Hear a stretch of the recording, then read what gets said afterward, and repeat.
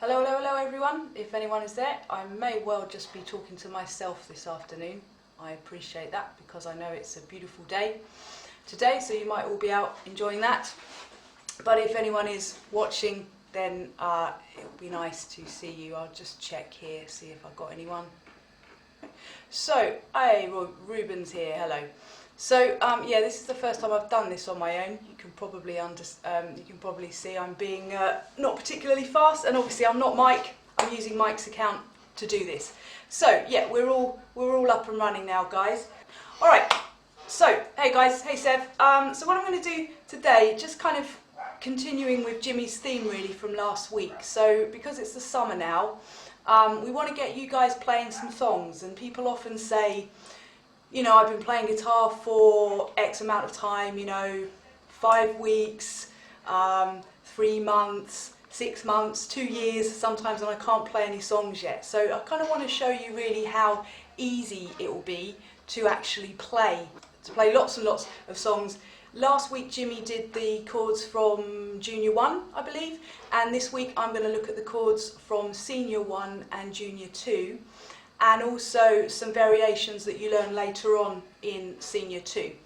And just show you how many songs you can potentially play using those chords. I mean, there are literally hundreds. I mean, I can't show you literally hundreds of songs in half an hour, but I can give you an idea, and I can send you send you over to some resources as well. So what I'm going to do, first of all, is just go over the chords that you guys learn if you're doing Senior 1 or Junior 2. You got 5 chords, right? So the first one is E minor, second one is A minor. I'm not sure what order these come in, so forgive me if I get these in the wrong order. Then we got C, then we got G, G major, and then D, D major, right? So we've got 5 chords that we learn in Senior 1 and Junior 2. And often people will learn those chords, they'll do the exercises, and then they'll move on to Senior 2 and, you know, beyond sometimes, without realising that there are, you know, as I said, literally hundreds of songs that you can play. Once you've done the exercises and you've got all the kind of muscle memory and the coordination, and you can change between those chords and you can strum in time, all the stuff that we do, all the skill stuff we can do, there are lots and lots and lots of songs that you're going to be able to play using those chords. So, keeping with the technological wizardry that Mike and Jimmy have been doing the last couple of weeks, I too have prepared a Word document here that I hope you guys can see. And this shows the chords in the key of G major. Alright, now if you don't understand what that means, don't worry about it at all. You don't really need to understand the theory at this point, you just need to know the chords, okay?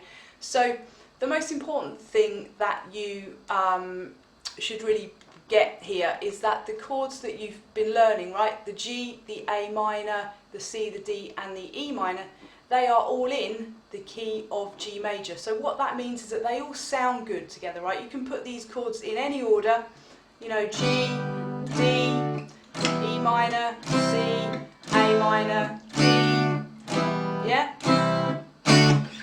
And they'll sound like they work, right? Some will sound better than others, but they'll sound good together. Now obviously there are some chords in here that we're not going to worry about. For example, we don't, if you're doing Senior 1 or Junior 2, you won't have done the B minor chord yet. We're not going to worry about that. That will be one of the first bar chords that you learn. And towards the end here, the F sharp diminished, you won't need to worry about that chord for a very, very, very long time. All right? So don't worry about that. So the point is, and you'll probably remember this actually if you did the songwriting workshop that Mike did a few weeks ago.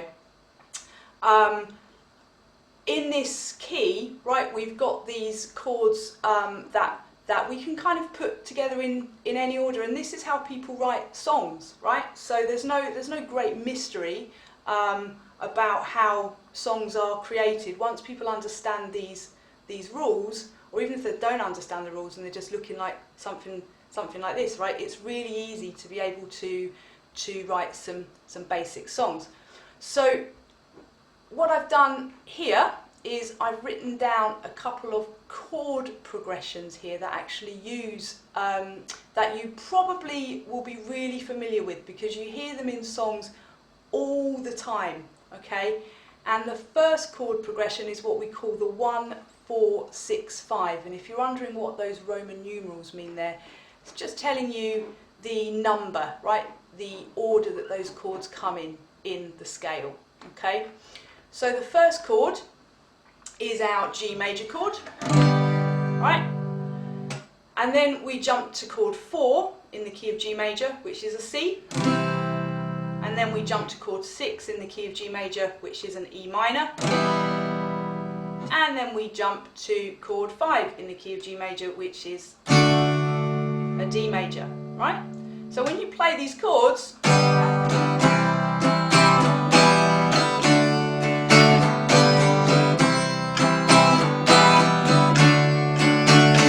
I don't know about you, but I've heard that, I hear that chord progression all the time. I hear it on adverts, on radio jingles, on like, music in TV programs. I hear it when I'm listening to the radio and I hear a song that I've never heard before.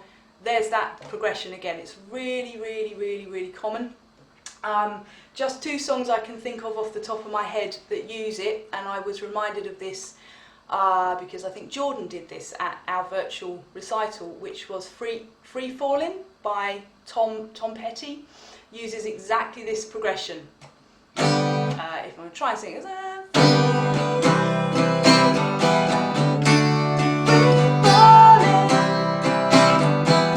bit high for me.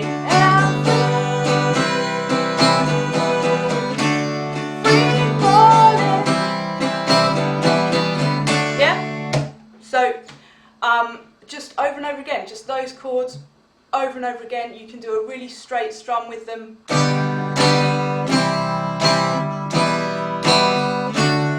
You don't need to do anything fancy with the strums.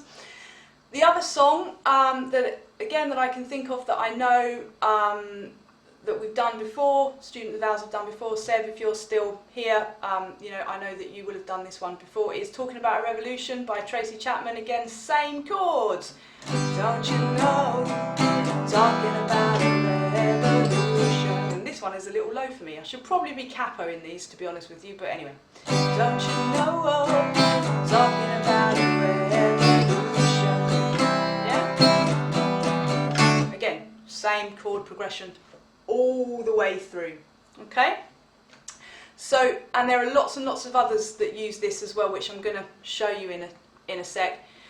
The second chord progression that is also very, very, very common is 1, 5, 6, 4. So again, we're just talking about the numbers that these chords come in, right, in relation to G, which is or G major, which is our 1 chord, yeah. And this one just sounds a little different.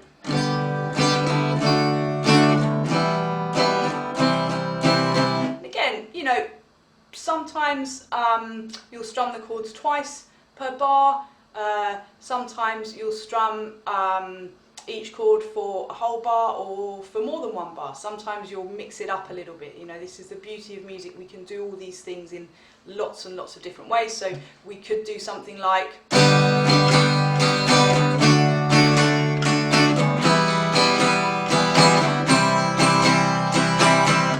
Yeah? Just as one example. And again, just a couple of songs that use this progression. And Sev, again, thank you for this. I saw you do this in a Facebook Live, one of your open mics that you did recently. And that was Jason Mraz, I'm Yours. Again, it's in a different key, so you'd have to capo it if you wanted to play along with Jason Mraz. But this has got a kind of like a reggae type feel to it. And I'm going to talk a little bit more in a minute about variations on these chords and different ways of strumming them. But just to give you an idea of how that would sound.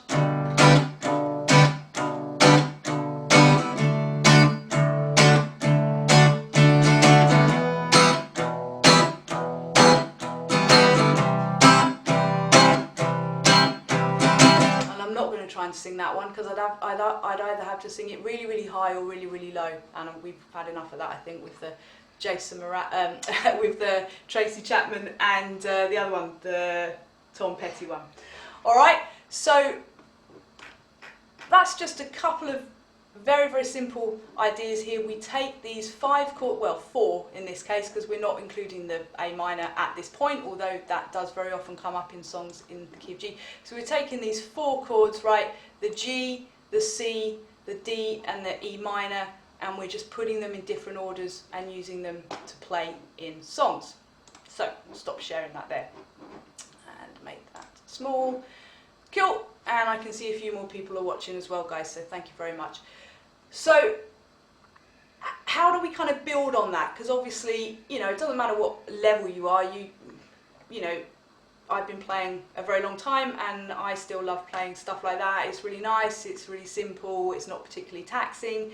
And don't forget, this is why we want to learn guitar in the first place, I would hope, right? I don't really want anybody learning guitar just to get the ticks. Like, you want to get the ticks, but really it's a means to an end, okay? Learning all of the skills, the 7 essential skills with the G4 guitar method is a great, great, great way of learning to play guitar, of learning all of the skills that you need. But really your ultimate goal should be able to play some songs and be creative and have fun playing guitar, right? That was why I started teaching guitar. It wasn't so I could you know, give you all these things to tick off and then not actually show you how to make music. In fact, when I first started teaching guitar, I was primarily teaching songs. I kind of did it the other way around. The problem was I didn't have a syllabus in place to teach the skills effectively in those early days. Now I do. So now we're getting a lot of students coming up who are getting very good at the skills, and this, you know, this is the time now to be able to start actually having fun and, you know, playing the music that you like. So this is why we ask you when we see you. This is why we ask you in the first lesson normally, why do you want to play guitar? It's very important to have goals to be working towards. The people who don't have goals generally are the ones that tend to kind of quit within the first few months, because there's no point in doing anything that's going to be hard, and it is hard, you know, especially initially, if you don't see some kind of end goal in sight that you'd like to do. And that's also why we ask you to fill in your ultimate song list as well, because we want you to let us know the kind of music that you're into, so we can help you with that. So that's kind of the background really as to why I'm doing this. And as I said, I still love playing stuff like this, even though it's super simple. It's just a lot of fun. It makes me happy, especially on a lovely sunny day, although it's a bit overcast here now. I don't know if it's cheered up where you guys are. So when we get to Senior 2, and I think Junior 4, these chords come in, I've just double checked, we can do some really nice little variations of these chords. They sound a little bit kind of country, they're a little bit fuller. So I'm just going to go through those with you kind of super quick, because you can play these same progressions using these chord variations. So the first on the G major chord, right, so in Senior 1 you learn it like this.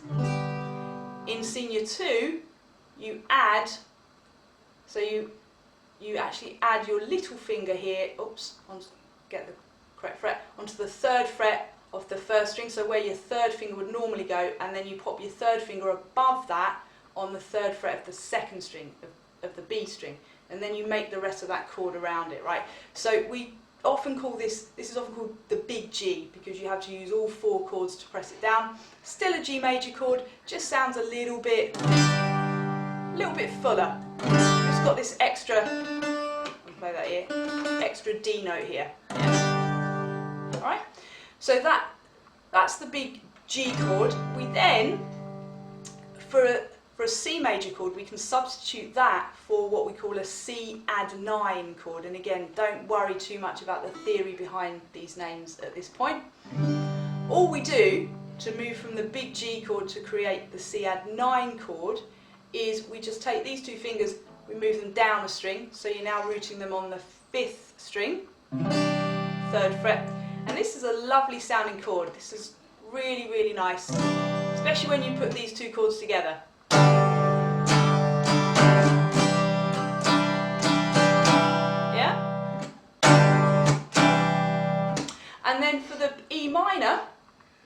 we can play an E minor 7 chord, which essentially is just the exactly as you would play the E minor chord. Pardon my dog barking in the background. And then you take these two fingers and you put them down in exactly the same place that you would for the G, the big G and the C add 9, right?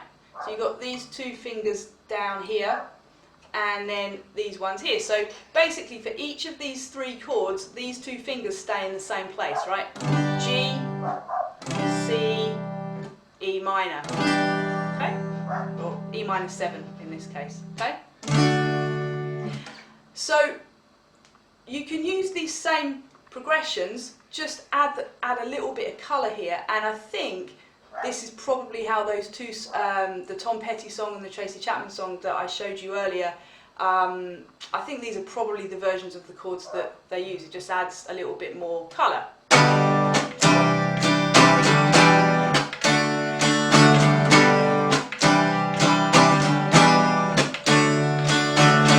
Okay, and I'm pretty sure there's a exercise, I think it's in Senior 2, maybe Senior 3, I think it's in Senior 2, that is pretty much that, right? That chord progression with that strumming pattern. And every time I do that lesson with somebody, I'm always reminded of those songs, because I think, you know, this is such a well-used chord progression that just off the top of my head I can think of 2 songs that use that, right? There are lots more, but particularly with these voicings of the chord here and this kind of percussive kind of hit strum pattern that you end up doing in Senior 2 and Senior 3.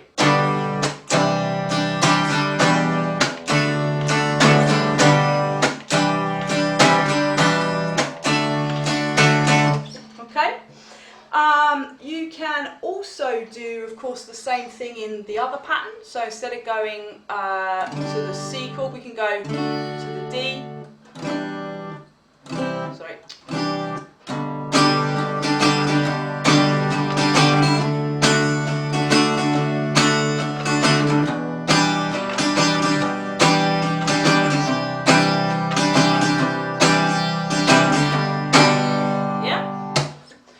So, chords in Senior 1, variations in Senior 2, some simple ways of playing them.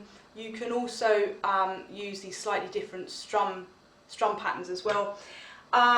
You can play them also as power chords. So again, I know these come in, not entirely sure exactly where they come in, but I know around sort of Senior 2, Junior 3, Junior 4 level, you start to bring in these movable power chord shapes, right? So you can even take these progressions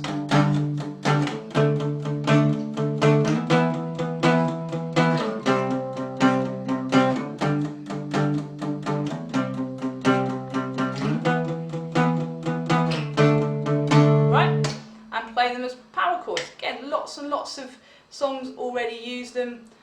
Oh, thank you, Senior 3, Green Day, Time of Your Life. Yeah, absolutely.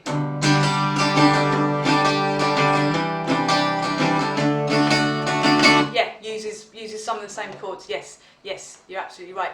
So yeah, you can go away and play these songs that other people have written, or what I really recommend to do as well is to just muck around with these chords. You know, add the A minor back in, even the B minor if you know it, and just practice playing them in different orders, using different strumming patterns, different speeds, different styles. Just see what works for you, right? As I said, this is how people write songs, right? There's no great mystery to it. I mean, there are lots of other ways of writing songs, but this is one of the ways that people write songs. They just take these chords, muck around with them, play them in different orders, see what they like, see what works, see what comes up. Okay? So there's just one more thing that I want to show you guys before I finish today. And again, thank you those of you who are watching. This is a quick, I did a quick Google search, came up with a Wikipedia page just to show you how kind of well used these chords are really. This is a list of songs that all use these, well, they've called it here the 1-5-6-4 progression, but actually it's just all of those chords but in different orders. Now obviously they're all in different keys. You're not always going to be playing in the key of G major. So that's where your capo comes in for sure, but it tells you the key that the songs are in here. And then you've got the order of the chords. So here, for example, this 21 Guns by Green Day actually starts on the 6th chord of the progression, then goes to 4, then 1, and then 5. So some of them are in slightly different orders. But look how many songs there are when I scroll down. By some classic stuff. We've got Toto. We've got more kind of contemporary stuff. Lady Gaga, John Legend, Taylor Swift. What else? The Only Ones. Imagine Dragons. Like everything. The Rolling Stones. Anything you could possibly be into. I challenge anybody to look at this list of songs and not find something that they would be interested in playing. Right? All kinds of things in here, everything from sort of 50s rock and roll, through to metal, through to kind of current pop stuff, Beyonce, like loads and loads and loads and loads of stuff, just using 4 chords. That's it, right? So you don't need to learn them in all these different keys. You will do eventually, but for now, just use those 4 chords that you've been learning as part of Senior 1 or Junior 2, and if you need help figuring out where to put the capo, that's what we're here for. You can ask us that and just have some fun, right? So yeah, that's what I really want you guys to kind of take away from this. And I know that there aren't many people watching right now. Hopefully you'll watch this back or you'll watch it on YouTube later on. Is just to especially now we're in the summer holidays, start to use some of these chords that you've been learning to actually play music, because you get, as Jimmy said last week, you'd be surprised how much you can play. Once you've got those skills in place, we don't need to actually sit down and tell you how to play every single song you want to learn, because there's going to be a lot that you're going to be able to do already, just from the chords that you've learned, the strumming pattern, all the timing work that we've done with you, even, arpeggios as well. So guys, I'm going to leave it there for today. Thanks those of you who were watching. Thanks those of you who particularly stuck around till the end. I hope you found that useful. We're going to do more of this kind of stuff over the rest of the summer, so obviously do let us know if you have any requests. Apologies about my dog, again, barking, what can I do? Anyway, we're going to leave it there. Thank you very much, guys. I'll see you all soon. Bye-bye.